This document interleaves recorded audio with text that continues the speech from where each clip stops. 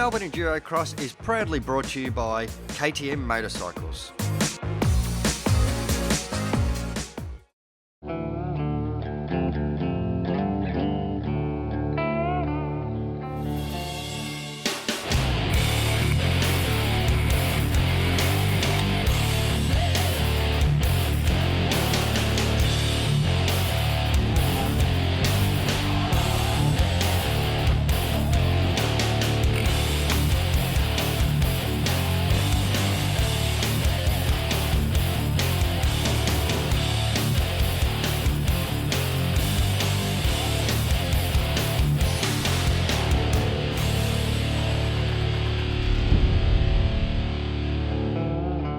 Hello everyone, welcome to Broadmeadows Motocross Complex for the inaugural running of the Melbourne Enduro X. It's been a long time coming, we're all excited, the track looks phenomenal, we've got rock sections, logs out there and a very deep swamp. Not to mention some of the best riders on the planet. Motocross rider Cameron Taylor, we've got some of the best enduro riders, Toby Price, Matty Phillips. We are so close to getting started. The guys are on the gate, ready to go. Let's get into the first race. All right, well, practice done and dusted. We're about to have a look at the highlights of the expert, over 35s and the clubman classes. But calling the action with me, Dave Robbins. Dave, mate, it's all come together. You must be so excited. Yeah, we're stoked, Lee. We had a great day and really looking forward to displaying it to everyone here today. Right now, the track has come up amazing. It's really world class. If you have a look at some of the obstacles here, to think that we've been able to put this together, have a look at the action that we're seeing here at a local motocross complex at Broadmeadows. This race brought to you by Force Accessories.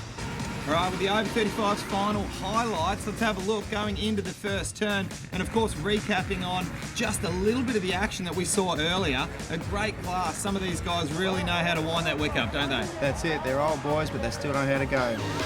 That was Adam Ryman off to a flyer.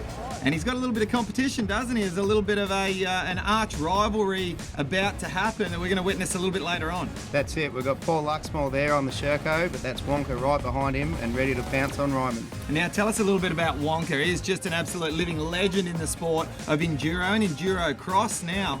He seems to do everything just very natural on a motorcycle, doesn't he? He does. I think he's a 7-time Australian champion in his class. And he's obviously the Motor X KTM manager and still gets along. And there's the little battle that we come to expect between these two. No love lost. They're very, very good friends off the track. But on the track, Wonka's got a big set of shoulders on him. Probably could be a quarterback over in the States, wouldn't you think? That's it. There's going to be a lot of bragging rights between these two. But have a look at that. A front-on view of the rocks, gnarly rocks out there, and we lose the front end. The mud section, throwing whatever we can throw at these riders. Checkered flag out, great ride, invincible pretty much as Wonka, doing a great job on the KTM. This race being brought to you by Chad's Off-Road Setups. What a race this was. We could see a couple of riders left at the start gate. These guys know how to throw it sideways and right on call we've had a couple of riders go down, Dave. This is what it's always going to be. This is action for the crowd with heaps of thrills and spills. How is the theatrics just throwing himself down on the ground? Looked like a little bit of WrestleMania there. And we also see a front wheel washout on the log. It's all happening in the clubman class. These guys, most of the time they work for a living during the week. They get on the bike for a little bit of fun. They come out on the weekend and they only know one speed, and that is pinned. That's it. We've got young Jack Gaynor out in front there showing a clean set of heels. He rode well all day. Yeah, Jack was very, very smooth, and have a look at how slippery it is trying to get up and over the top there. Broadmeadows is slippery at the best of times, let alone throwing a bit of water down on the track, big truck tyres, tractor tyres. It's crazy stuff going on. Through the muddy section, up and completing another lap for Jack Gaynor. He was pretty much unstoppable here. Checkered flag out and a sensational ride for the young man on the KTM. Let's have a look at first, second and third. Jack Gaynor from Brenton Walsh and Simon Van Baten there in third place. These guys were getting a little bit faster, a little bit more experienced. Let's see how they tackle the first turn. A kick from behind and straight over the handlebars was a rider there. That was a massive pile up there that about 4 riders come down in that one. Let's have a look at the replay. Rider on the outside just straight over the bars. That's and Carafa, just Julian Carafa, I well, think. you would expect better from Carafa because, well, being a top-level motocross supercross rider, but hang on, we don't get logs on motocross supercross tracks, do we? So I guess we can forgive him a little bit there. So we have a look, Dave. We've got number 31 there. It's at Trav Cooper. Trav Cooper, front-wheel washout. Just that rock completely spat the bike sideways, and he's going to have to try to remount and get back into it. He had a shocking final one, young Trav, unfortunately, but still got back on board and rode pretty well. That's Brent Martin in front now. Brent Martin on the Kawasaki. He's doing a fine job. A couple of little mishaps here, as we can see. He's all over the shop. And there we go, another front wheel washout again. Seems to be a little bit of a theme going on, doesn't it, Dave? A few front wheel washouts. Sure does. I think a few boys have had a good summer of fitness, then a few boys haven't. And I think Brent's fitness went downhill pretty quick there. Well, that looks like some kind of a snowboard park. Tokyo drift. That's a bit of drift action going on there. Great action and great show for the crowd. And up and over these very treacherous rocks one more time. Both feet off, but Dave, it doesn't matter whether you got feet off or what. It's whether you stay on the bike and you stay going in the right direction. That's it. It was just a matter of getting through for some blokes, and young Liam Clover did it really well all day. Well, the bike just steps out sideways coming up over the tractor tyres there, and so many different technical parts of the track. While the speeds aren't up extremely high, the technical aspect is you've got to be thinking ahead. You've got to be aware of what you're about to come up on because it can really bite you on a track like this. Yeah, the intensity and arm pump from every rider out there, pro, clubman or over 35, was just was right there all day. Well, the expert class is certainly looking a little bit more comfortable than the clubman class did, that's for sure. And the spectators loved it. A little bit of water down on the track, and this is what you've got to be careful for. A lapped rider, our race leader was just minding their own business, nearly came together, and that could have cost him the win. Well, looks like he's going to be able to hold on and take a victory here. He's managed to keep his goggles on, which is no mean feat when you've got such muddy parts to this track. He's got a bit of competition here. Second starting to close in. He is, but I think Primo's left his run a little bit late. Yeah, right. Now one corner to go, up and over the muddy section here. It's going to be so close, but not quite enough as the checkered flag's out for our race leader. A sensational victory there, Dave. He is, and I think he's going to be one to watch in the future, Liam Clover. He's only 18. In second place, Jaden Grimshaw, and third is John Patton. All right, time for a break here, but don't go anywhere. When we come back, it's time for the Pro Finals.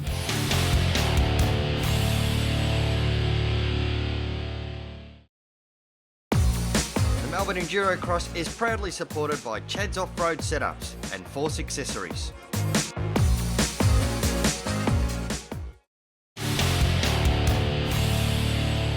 Welcome back to Melbourne Enduro Cross. We are only moments away from the Pro Class, the big three final format. The Pro Finals brought to you by KTM.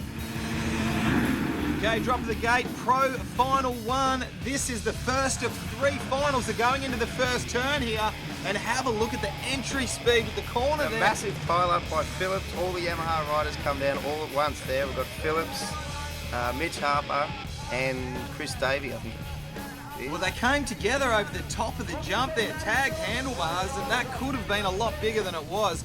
Luckily, these the pro guys, when they crash, they tend to know how to fall. He's sure do, but Hollis, just a clean set of heels out the front. He's doing it really well. Now, we're seeing a lot of KTM at the front of the pack so far, and I guess, look, if you're a betting man, you want to put a bit of money down. We're going to see a little bit more of that as these three finals progress. Now, Dave, can you tell us, how is points awarded? Who gets the overall based on these three? Can you explain the process to us? Okay, it's like a motocross. We've got 25 points for first, 22nd for second, and then down the line from there. We did a best out of three, so the crowd get to see a lot more action with the three races, and it's just a lot more exciting. Now, can you tell us if we've got two riders on equal points, how do they award? Is there a countback system like we have in motocross? Exactly how motocross runs. Yep. Great, so the higher place finisher for that final, that third and final race, will win the overall. That's right. All right, well, let's take our focus back on the race here.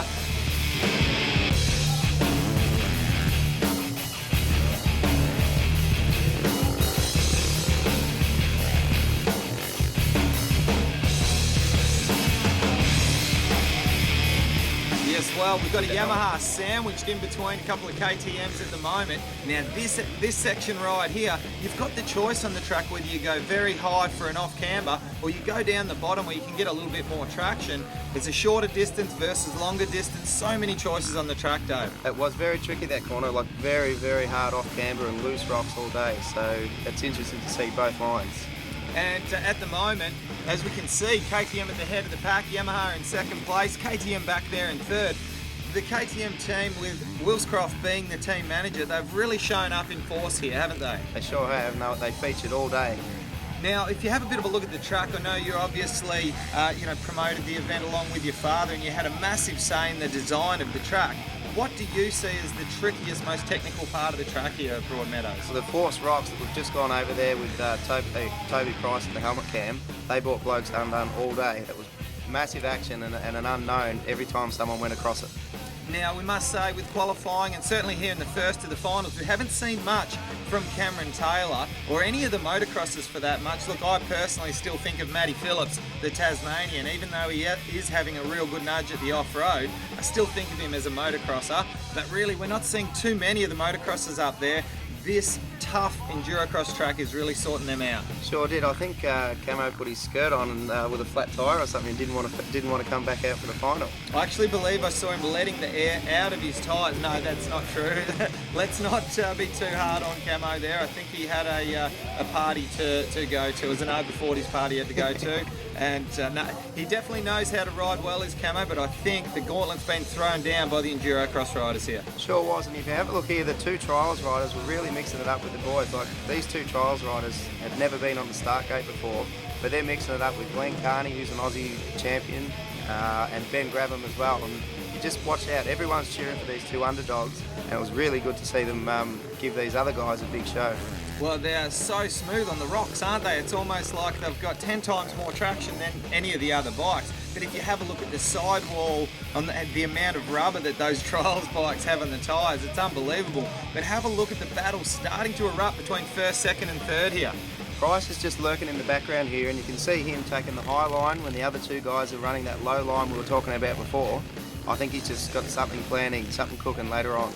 Well, you can tell a rider when they're on their A game, they can pick and choose a line anywhere. They can go to another line that maybe the other riders can't take and still make it look good. But let's have a look here, checkered flag out, and you could literally throw a blanket over first, second and third there, Dave. Sure was, yeah. Chris Davey was unreal in between both of those two Aussie title holders. And Chris Hollis in first place, Toby Price back there in third, and like you said, a bit of a sandwich there in between the two KTMs. Time now to take a look at the Pro Final, Race 2. And drop of the gate right now, and more KTMs going into that first turn, a lot of orange and yellow. Sure was, and that was Chris Hollis, another whole shot. All right, let's pick them up as they come into the first of the technical sections, up and over the traditional Broadmeadows finish line tabletop there that everyone knows that rides this track all the time, but it's these little other sections of the track, the rocks, the logs, that's what's sorting these boys out. Here, have a look at how slippery these riders are, just all over the place at the moment. Becomes a KTM training ground after this one. You see the guys, you've got that's Grabham out in front, Toby Price second, Burrell third, and then Chris Hollis in fourth. Well, Toby Price there that we can always see with that helmet cam. Whenever we have that one of those awesome shots with the helmet cam, that's Toby Price, and we saw him on that first lap thread the needle between a couple of other riders as he lobbed himself up onto that log. That was a great move and picked himself up 2 positions in one hit. He's doing well. A lot of people didn't realise that thing's a KTM 500 he's throwing around there, which typically wouldn't be that suited to a tight track. And to the average punter on the side of the track watching, probably look like, oh yeah, well, it's got a bit extra horsepower. He's making it look quite easy. It's always the bigger, stronger riders that make those higher horsepower bikes look easy to ride. I can tell you from experience, it is not the case. You can't just go and throw your leg on one of those big bikes and think that everything's going to turn out right, because quite often you'll get bitten very hard. Looks there as though Grabham's just let Price through though. I don't know what was going on there, but with Price out in front, it looks like he can get away a little bit. Well, there's a lot of pressure that you have to try to deal with when a rider behind you is like that, and everybody knows that Toby Price is the man that's in fine form at the moment, and when he's breathing down the back of your neck, he's a fairly big unit. He carries a presence, and he definitely would make you a little bit nervous sitting behind. Not sure, and certainly not claiming that he purposely let Price past, but when you've got a track that's this technical, sometimes that is a bit of an option. Let them pass, see if you can latch onto the back of them, maybe pick up a couple of new lines perhaps. And hopefully let them make a mistake, which is quite easy out here. All right, well, we're getting closer to the end of this, the second of 3 motos, and if that's the case, we're going to have 2 riders tied at the head of the pack here. Yeah, that's right. Yeah, with Chris Hollis a win and a 4th, and then we've got Price a 3rd and a 1st, I think. Well, it's all shaping up to be very, very close in the points come this 3rd one. And hey, from a spectator's point of view, you'd hate to have the same person just go out and dominate the first 2 and have everyone else falling and making mistakes behind. We want to go into this 3rd and final race with a real good race on our hands. And it's always the best scenario if you've got 2 riders battling for that win in the final moto, and whoever wins gets the win overall. It's certainly looking like that could be the case here. And teammates as well, so there's a lot of bragging rights as well as that purse at the end of the day. Well, you know Wonka pretty well. Do you reckon he's biting his fingernails there back in the pits watching, or standing off to the sidelines watching his boys doing so well? Or is he that much of a seasoned veteran that he would come to expect something along these lines? Well, I think without the Yamaha boys here, I think the KTM boys were always going to feature. But I think Wonka would be happy either way. I mean, have a look at this. You've got all 4 of his riders in the top 4 positions. Okay, as Toby Price goes through the muddy section one more time, he will approach the finish line section here, where he will receive the last lap board. 1 lap to go for the Factory Motor X KTM rider to take victory here in the second of 3 motos. He's looking pretty strong out front. I don't think there's going to be much that's going to stop him from taking the checkered flag this one. Now, I can't believe how slippery the actual normal parts of the track here. Look, I purposely don't ride Broadmeadows when it pours with rain because it's so slippery out there, but these guys have gone and watered the heck out of the track. You can see that, yeah, the rocks are slippery, but just trying to get up some of these jumps is proven to be a bit of a task, isn't it? It was a tricky one, whether to leave it dusty for the crowd or wet it down, but we went the wet option, and I think it made it a lot trickier for the track for sure. Now it's starting to close back in again on this last lap. The final lap, Toby Price maybe starting to count those eggs before they're hatched, perhaps. He's looking all right. I think he's in control, and that's Grab him in second, who is the desert specialist, but he's doing pretty well out here on a tight track. You can see the strength with Toby Price. He's got exceptionally long legs. That seat doesn't get anywhere near his butt when he cops a bit of a hit off one of those bumps or off one of the logs.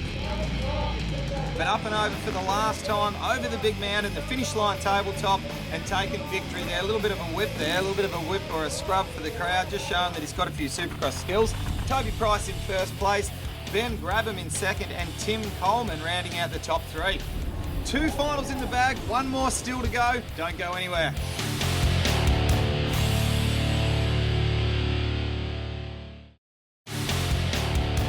Welcome back to the Melbourne Enduro Cross. It is time for the 3rd and final event of the day here at Broadmeadows, and we're about to find out who will get the overall. Will it be Toby Price? Will it be Chris Hollis? The drop of the gate here for final race number 3. That's Hollis out in front again. That's another whole shot for him. That was 3 in as many races. Now, this is going to come down to this event. There is only 1 point separating Chris Hollis from Toby Price, and basically turning this into a 1-event final. Whoever wins out of those 2 will take the overall. Chris Hollis coming up here over the very tricky first section, and he has got company, but where is Toby Price? Toby Price has got the helmet cam on. He is always carrying that, and we're getting some great footage from him. Sure are, and that's Mitch Harper in second. And Mitch Harper is a great young rider. He's got a massive future ahead of him, that's for sure. Spent a bit of time with him recently at the Elite MV camp, and he's full of beans. He's got so much energy, but he's got his work cut out for him trying to catch up to our race leader at the moment. See Price there, that high line. He keeps running that all race. Right, watching them as they come through at the moment. Chris Hollis knows that it's only a matter of time before Toby Price will make a charge. He's probably thinking at the moment, surely it can't be this easy. Surely I'm not just going to run away with this, but maybe he will. Toby Price already moved up into second place, and this is what it comes down to. I guarantee you we will see a battle erupt between these 2 KTM riders. Yeah, that high line Price took before, he was able to take over Mitch Harper and Carafa all in the 1 move. Now, Dave, can you tell us, if you had the pick at the moment, if you could be inside the helmet of Chris Hollis in first place or second place Toby Price, let's not factor in who's the faster rider, just position on the track. Where do you want to be? What are you thinking at the moment? Well, Chris Hollis is riding with a pretty cool head. Like he's the current #1 champ, but Price is that hungry at the moment. If I was any one of them, I'd probably want to be Price because he can put the pressure on Hollis. Yeah, good choice. And look, I also have to say, when you're that first place rider, lapped riders don't realise they're being put a lap down until that first place rider comes past. And we can see at the moment, what a great shot there. That's awesome footage that we can see from Toby Price. Completely different lines, almost coming together there. That was the off-camber versus the outside that we were talking about earlier on. Yeah, that's it. Well, yeah, you can see Price there. He's just sort of lurking at the background, waiting for his opportunity for when Hollis can either make a mistake or when he goes for the move himself. Well, it's not enough for Toby Price to just sit back, be consistent, get second place here. It's all or nothing. He needs to take the victory, and he comes up the inside here, looking very smooth at the moment. Both factory KTM bikes right next to each other, but Chris Hollis manages to keep that lead. Only just, though. It's looking very close at the moment. I bet you can feel the pressure, that's for sure. We're getting to the latter stages here in the third and final moto here at the Broadmeadows Enduro Cross. I think it's only a matter of time before Toby Price makes the move. He's looking strong, he's looking confident. He just needs to pick his place to make the pass. Well, he's close enough this time in that high line and low line they were moving before. And here we go, he's setting it up at the moment. We see this far right-hand side, he goes for that. Does he have enough space? We cannot see a KTM in front of Toby Price anymore. He has made the pass. That's it, he's been planning it for 2 laps and he's got through. Great selection there, and he set it up from very early on. He didn't try to make any unnecessary risks earlier on in that lap, but now that he's made the pass, he needs to hold on.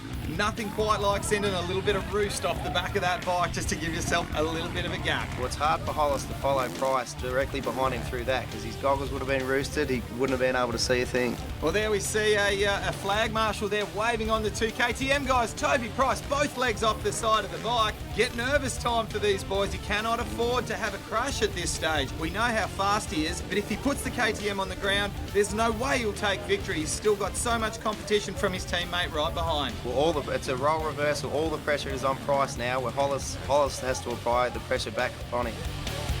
Well, as we said, very, very late stages here. Drops a wheel. Drops a wheel off the side. Now, I guarantee you he would have been panic stations there, but unfortunately for Chris Hollis, he didn't choose to go up on the log also. If he had, he could have just gone straight past his teammate. Just a little too much gas for Price over there, and it went off the log. Now, what do you reckon? The heart rate, I think, may have gone up just a tad for Toby Price there. There's a little bit of money up for grabs, and it's very important. This early stage of the season, you can get your season off to a good start.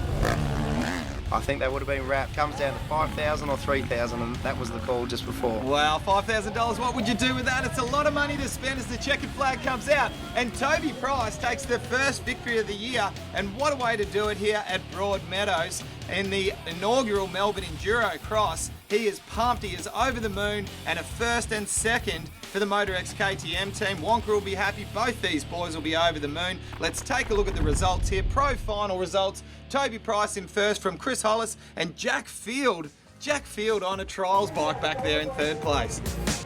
What a fantastic afternoon's racing at the inaugural Melbourne Enduro Cross. Our winner, the guy who took home $5,000 on the day, Toby Price. What an awesome event, mate.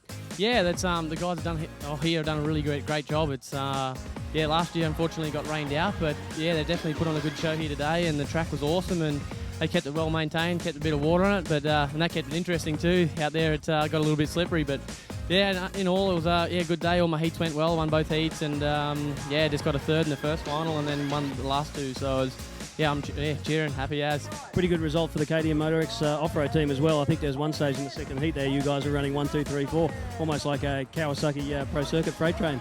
Good to see your teammates Chris Hollis and Benny Grab, and also Ben Burrell up there as well.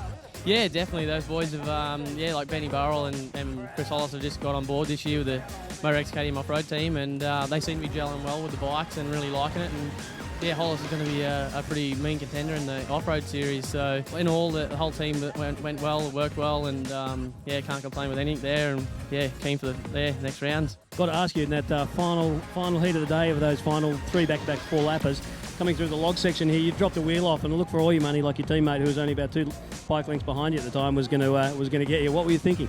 Oh, a lot of things went through my mind then. I was like, I thought I blew it, made that one little mistake, and the rest of my laps have been good. And yeah, just something like that could have costed for the win. But yeah, unfortunately, Chris had a bit of a bobble through there as well, and then yeah, it evened it back out. So yeah, lucky that happened. But yeah, it was a pretty close call, but yeah, we got there in the end. Well, there's a difference between $5,000 for first and $3,000 for second, but congratulations to the inaugural winner, Melbourne Enduro X. Well done, Toby Price.